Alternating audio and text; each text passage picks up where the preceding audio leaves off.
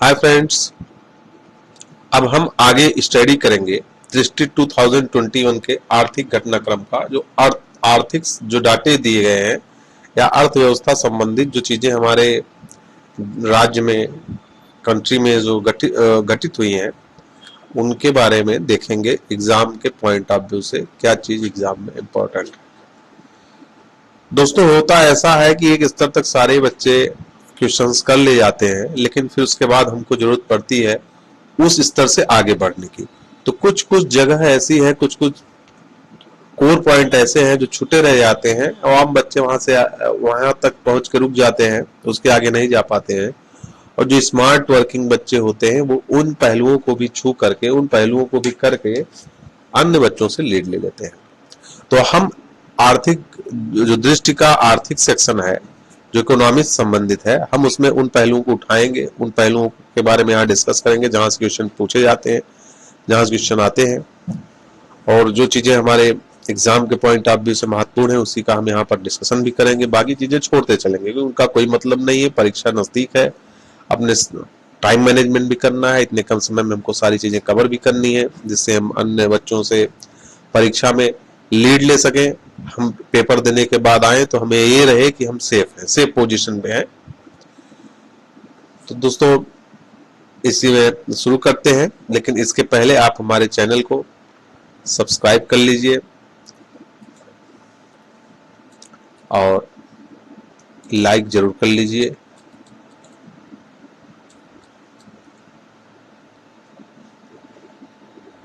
देखते हैं फिर।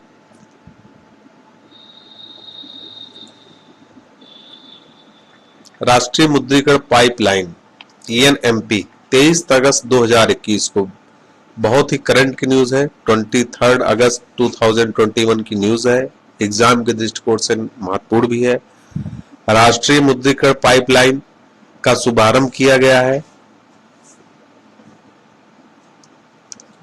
6 लाख करोड़ रुपए मुद्रीकरण क्षमता का अनुमान लगाया गया है।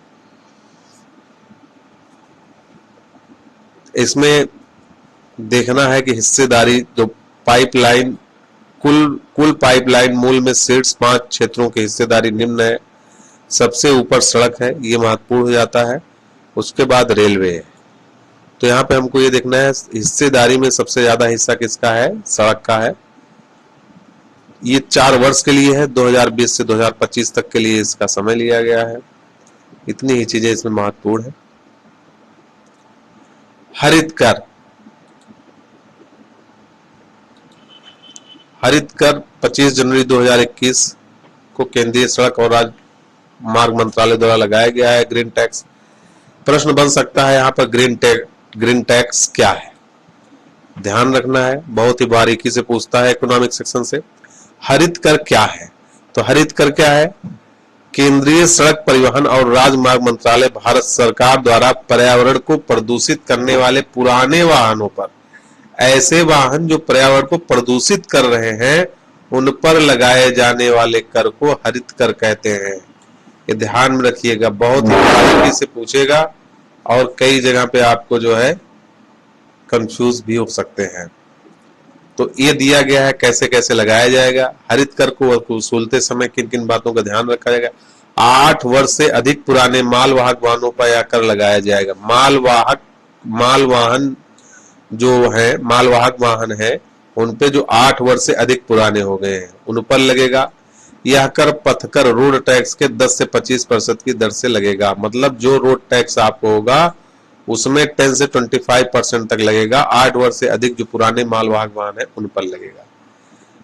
निजी वाहनों पर भी लगेगा जिनका 15 वर्ष बाद पंजीकरण प्रमाण रजिस्ट्रेशन सर्टिफिकेशन के नवीनीकरण के समय लिया जाना प्रस्तावित है। मतलब जो ऐसे वाहन जो 15 वर्ष पुराने हो गए हैं उन पर लगेगा। सार्वजनिक परिवहन के वाहनों जैसे सिटी बसों पर यह कर कम दर से लगाया जाएगा। सार्वजनिक वाहन है उन पे कम लगेगा। अत्यधिक प्रदूषित शहरों में पंजीकृत वाहनों के लिए हरित टैक्स और पथकर का 50% वसूला जाएगा। भाई, ऐसे शहर जहाँ प्रदूषण ज्यादा है तो प्रदूषण को कम करने की जिम्मेदारी भी वहां के नागरिकों की बनती है। तो उन पर वहां पर पथकर का 50% लिया जाएगा। ईंधन, पेट्रोल पंप, डीजल और वाहनों के प्रकार के आधार पर भी अलग अलग रेट कर लगाए जाएंगे। कई क्राइटेरिया है, उस हिसाब से इनसे कर वसूला जाएगा। ट्रैक्टर, हार्वेस्टर, टीलर आदि मतलब जो कृषि कार्य में प्रयुक्त होने वाली चीजें हैं उन पर ये टैक्स कम लगेगा, ग्रीन टैक्स। हाइब्रिड इलेक्ट्रिक वाहनों और वैकल्पिक ईंधन सीएनजी, एथेनॉल, एलपीजी आदि से चलने वाले वाहनों को भी इस कर से मुक्त रखा गया है। तो ऐसे वाहन जो प्रदूषण नहीं कर रहे हैं, ऐसे वाहन जो प्रदूषण नहीं कर रहे हैं तो उन पे इस ग्रीन टैक्स लिए जाने का कोई मतलब नहीं। ग्रीन टैक्स उन्हीं वाहनों से लिया जाएगा जो प्रदूषण कर रहे हैं। जितना ज्यादा प्रदूषण उतना ज्यादा टैक्स। केंद्रीय बजट 2021-22 बहुत पुरानी बात हो चुकी है। हमारी परीक्षा 24 को है, अक्टूबर में है, और ये 1 फरवरी का न्यूज है।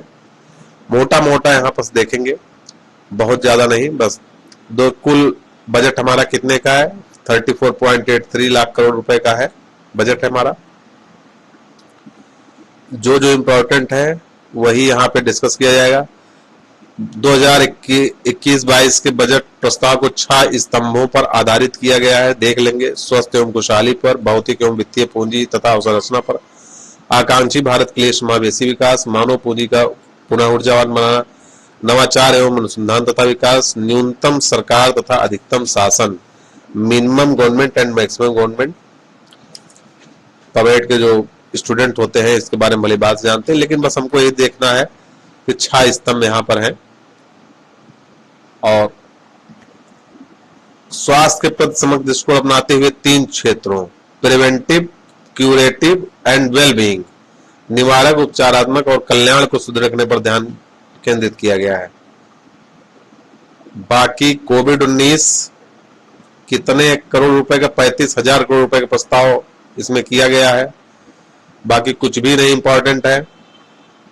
एक चीज यहां पर जो सबसे ज्यादा इंपॉर्टेंट है वो ये है, आपका रेड में करते हैं इसको, ये सेक्शन हमेशा यहां से क्वेश्चन पूछे जाते हैं, लेकिन अब चूंकि फरवरी की न्यूज है, काफी पुरानी न्यूज है, कई एग्जाम हो चुके हैं, लेकिन अगर जो पेपर है उसका मूड सनकेगा तो भाई पूछला भी पूछ लेता है, ऐसा नहीं है। तो राजस्व घाटा आपको 2021-22 का राजस्व घाटा कितना है, 5.1%। इसी को जो परसेंटेज में है, इसी डाटे को आप ध्यान में रखेंगे। प्रभावी राजस्व घाटा कितना है, 4.1%। राजकोषीय घाटा कितना है, 6.8%। प्राथमिक घाटा कितना है, 3.1%। कभी कभी इसमें सीरियल लगाने दे देता है, असेंडिंग ऑर्डर, डिसेंडिंग ऑर्डर में, आरोही क्रम अथवा अवरोही क्रम में। तो सबसे बड़ा घाटा इसमें आपका क्या होता है, राजकोषीय घाटा सबसे बड़ा होता है, उससे छोटा होता है राजस्व घाटा, फिर प्रभावी राजस्व घाटा, फिर सबसे छोटा होता है प्राथमिक घाटा। इसको भी ध्यान में रखेंगे, असेंडिंग और डिसेंडिंग ऑर्डर में लगाने के लिए दे सकता है। और फिर कितना परसेंटेज है, जैसे राजस्व घाटे को 5.1%, प्रभावी राजस्व घाटा 4.1%, राजकोषीय घाटा 6.8%, प्राथमिक घाटा 3.1%। तो इसको भी आप ध्यान में रखेंगे। उसके बाद आता है व्यय के संगठक। जो हमारा बजट बनता है, कोई बजट बनता है, तो उसमें होता है कि हम पैसा कहाँ कहाँ खर्चा करेंगे, अपना जो पैसा है कहाँ कहाँ खर्चा करेंगे। इसके साथ ही जरूरी होता है कि जब पैसा खर्चा करेंगे तो उन पैसों का स्रोत क्या होगा, उन पैसों का स्रोत क्या होगा।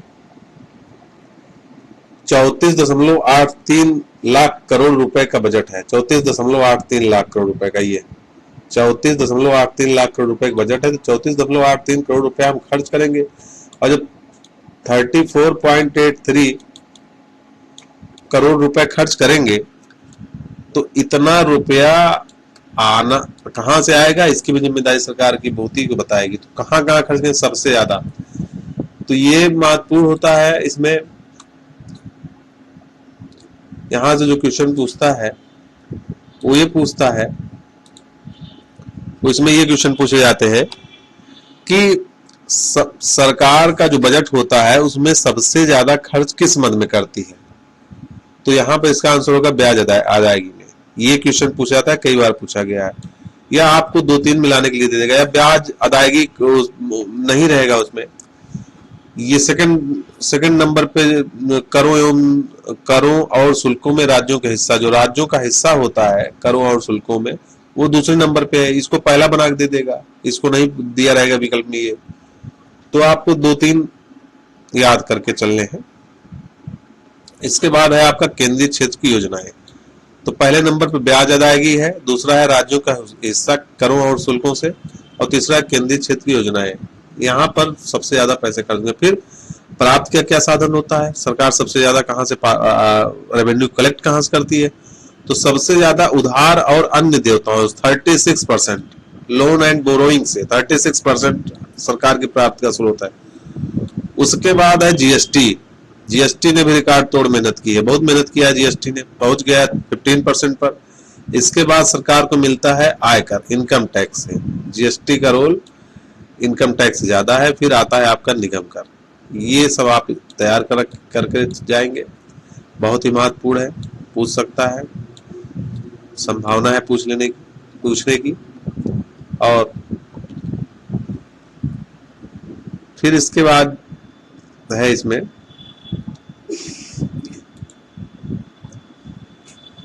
वर्ष 2020-21 के संशोधित अनुमान में इतने करोड़ रुपए की सकल घरेलू उत्पाद, ये सब नहीं है। जो जो जरूरी है वही वही चीज यहाँ पर डिस्कस किया जाएगा, अन्यथा नहीं। करदाताओं के संदर्भ में इस बार 2 घोषणाएं की गई हैं। ये आपका जो बता रहा है यहाँ पर, ये कर राजस्व मतलब पैसा कहाँ से आता है, तो वस्तु एवं सेवा कर का बताया है, आय कर का बताया है, निगम कर का बताया है। यहाँ से पैसा कलेक्ट होता है सबसे ज्यादा। तो ये कोई हमने आपको परसेंटेज में बता दिया है, सबसे ज्यादा में सबसे कम में, तो उसको आप वहां से तैयार करना है। तो करदाताओं के संदर्भ में इस बार 2 घोषणाएं की गई हैं। पहली घोषणा है 75 वर्ष से अधिक उम्र के ऐसे बुजुर्ग सीनियर सिटीजन जो केवल पेंशन और जमा से होने वाली ब्याज आय पर निर्भर है, उन्हें इनकम टैक्स रिटर्न फाइल करने की जरूरत नहीं है। 75 वर्ष से 75 ईयर से ज्यादा की उम्र के लोग सीनियर सिटीजन जो केवल पेंशन और जमा पर, बिजनेसमैन नहीं, ऐसे लोग जो पेंशन पा रहे हैं और जो अपना पैसा वैसा जमा किए हैं उससे जो इंटरेस्ट मिल रहा है, उनको चाहे जितना इंटरेस्ट मिल रहा हो उस पर टैक्स नहीं लगेगा, उनको इनकम टैक्स रिटर्न फाइल करने की जरूरत नहीं। दूसरी घोषणा क्या की गई है, होम लोन से संबंधित है। गृह ऋण होम लोन लेने वालों के लिए रही है। सस्ते मकान की खरीद है तो ऋण के ब्याज भुगतान पर 1.5 लाख रुपए तक के अतिरिक्त कर कटौती को 1 वर्ष बढ़ाने का प्रस्ताव किया गया है। तो ये तो कम इम्पोर्टेंट है, लेकिन ये जबरदस्त इम्पोर्टेंट है। फिर आप देखेंगे स्लैब को, कर स्लैब कभी कभी क्वेश्चन पूछता है यहाँ से।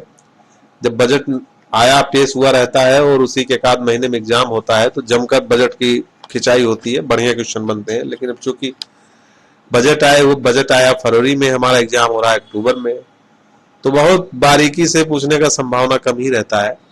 अबे 2.5 लाख तक आपका स्लैब बनाए गए, 1 2 3 4 5 6 7 कॉलम बने हैं। अभी तक 3 या 4 स्लैब बना रहता था। तो 2.5 लाख तक आपको शून्य है, कोई कर नहीं देना है। 2,50,001 रुपए से 5 लाख तक आपको 5% देना है। 5,01,000 से 7,50,000 तक 20% देना है। 7,50,001 रुपए से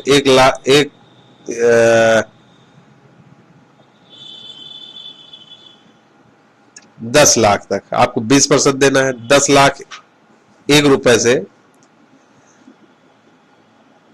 12,50,000 तक आपको 30% देना है। 12,50,001 रुपए से 15 लाख तक आपको 30% देना है। और 15 लाख के ऊपर अगर कमाई है, 15 लाख के ऊपर है, तो 30% आपको कर देना पड़ेगा, चाहे जितना कमाई है।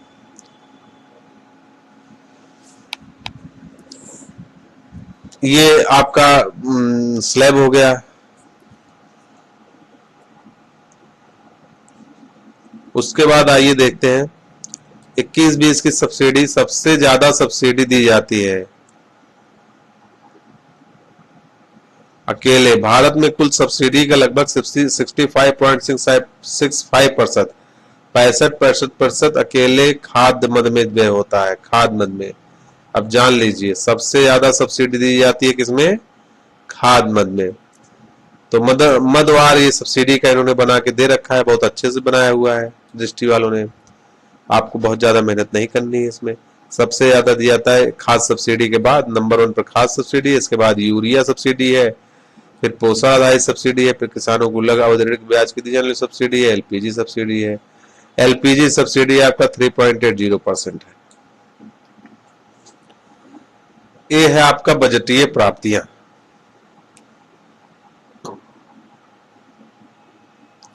कोई इंपॉर्टेंट नहीं है अभी फिलहाल, नहीं इंपॉर्टेंट है। इंपॉर्टेंट होता तो मैं बताता, ये बिल्कुल इंपॉर्टेंट नहीं है। अगर देखना चाहें आप अपने स्तर से तो देख सकते हैं, बाकी मैं सजेस्ट नहीं करूंगा।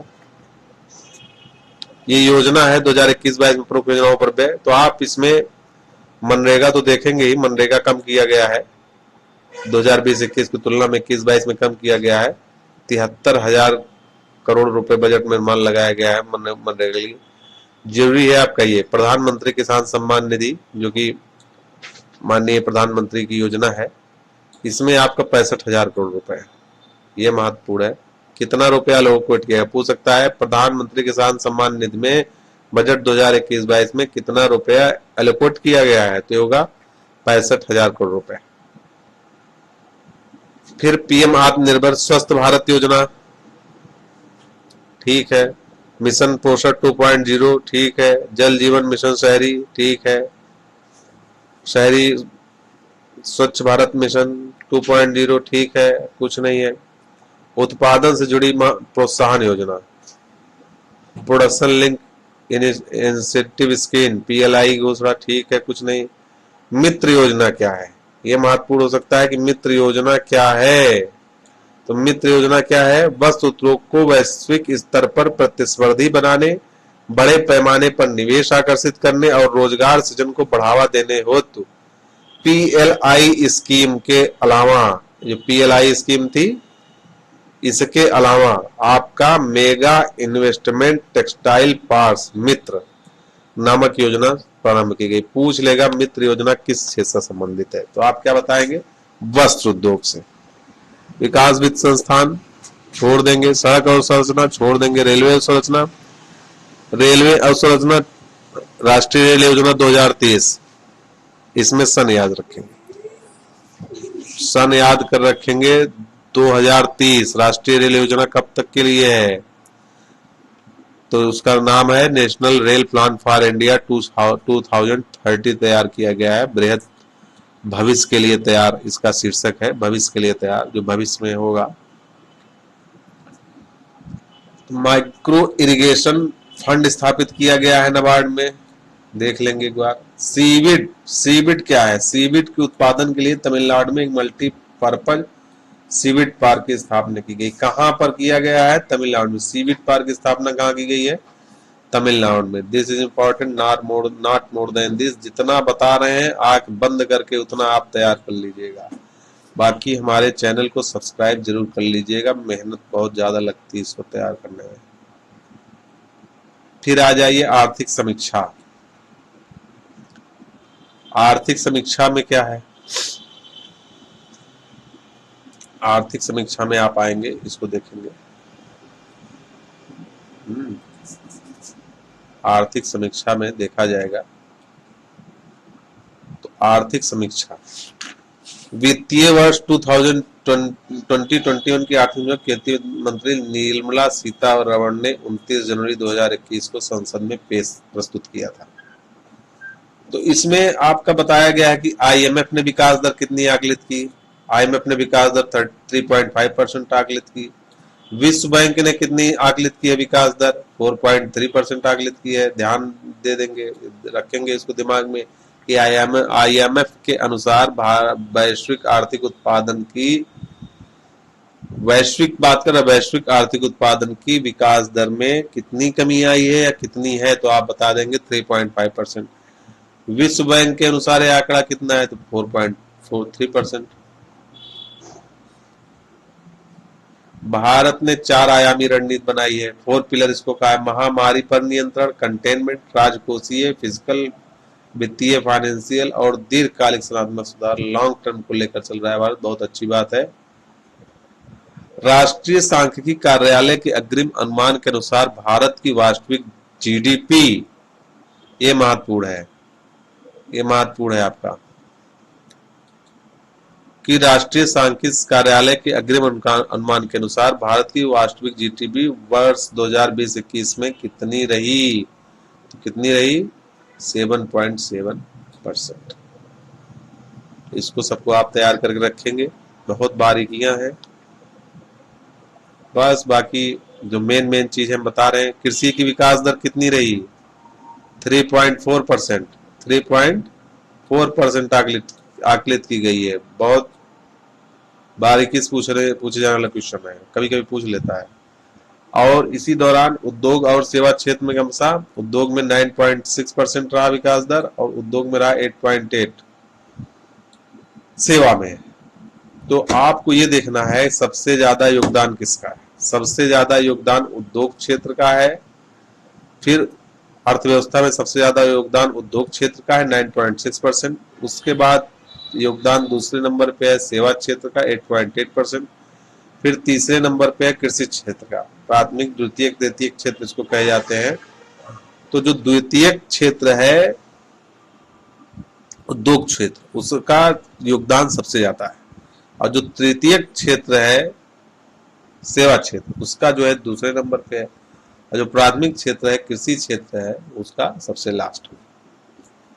बस उसके बाद जो है अब आप बता रहे हैं यहाँ से क्या क्या इंपॉर्टेंट हो सकता है, खुद ही आपको चीजें। हाँ, सबसे महत्वपूर्ण चीज, जो महत्वपूर्ण चीजें हैं वो ये है आपका प्रति व्यक्ति निवल राष्ट्रीय आय। बहुत इंपॉर्टेंट, 6 महीने बाद भी पूछने जाने वाला क्वेश्चन है, मोस्ट इंपॉर्टेंट। प्रति व्यक्ति निवल आय वर्तमान कीमत पर वर्ष 2020-21 में, वर्तमान मतलब चालू कीमत पर, मतलब करंट प्राइस पर कितना है? 1,26,968 रुपए है।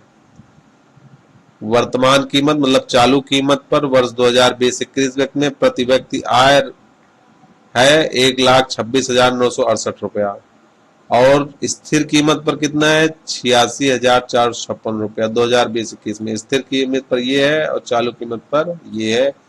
ध्यान रखेंगे, दिमाग में रख के जाएंगे।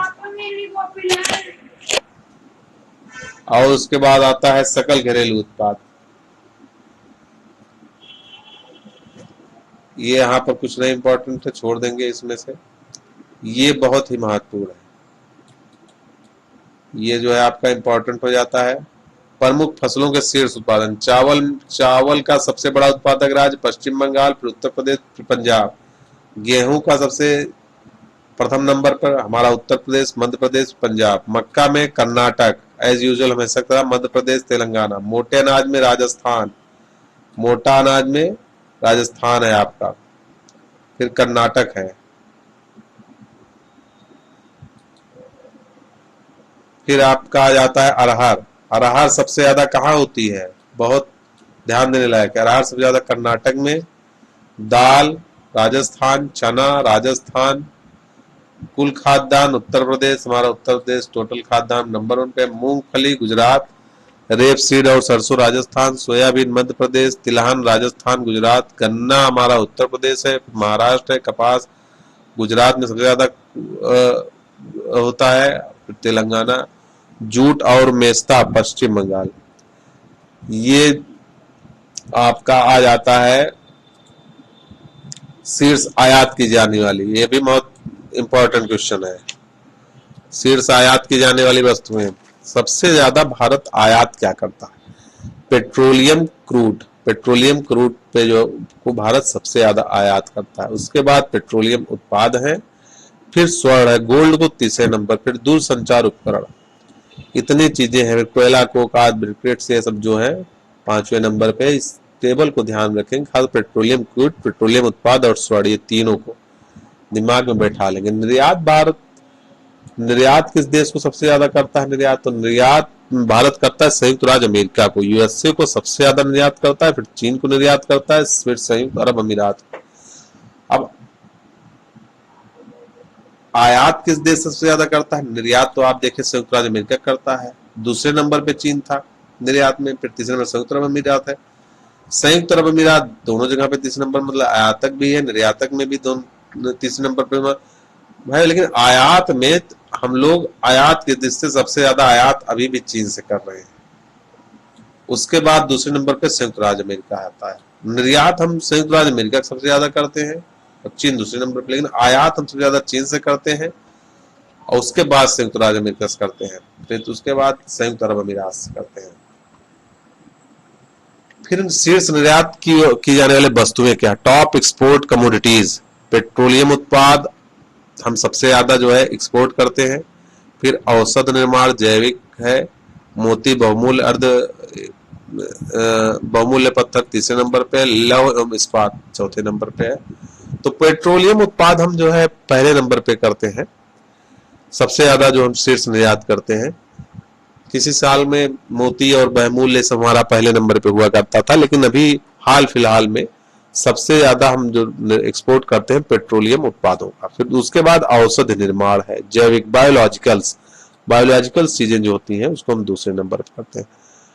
अब फ्रेंड्स उत्तर प्रदेश बजट है, इसको हम इकोनॉमिक्स का एक नया दूसरा पार्ट बनाएंगे, जहां से हम उत्तर प्रदेश का और सब चीजों का जो दूसरी चीजें हैं उनको उसमें लेके चलेंगे। वीडियो लंबी हो जाती है, पढ़ने में बोरिंग लगती है, तो जितना चीजें हम आपको बताएं उतने पे आप ध्यान रख के पढ़िएगा और चाहे हमारे चैनल को सब्सक्राइब कर लीजिएगा, लाइक कर लीजिएगा, जिससे हमको प्रोत्साहन मिले, हम और भी ऐसी छोटी छोटी वीडियो बनाए जिसमें एग्जाम के पॉइंट ऑफ व्यू से आपके लिए महत्वपूर्ण हो, आप जल्दी जल्दी कम समय अपने पेपर सॉल्व कर सकिए। Thank you.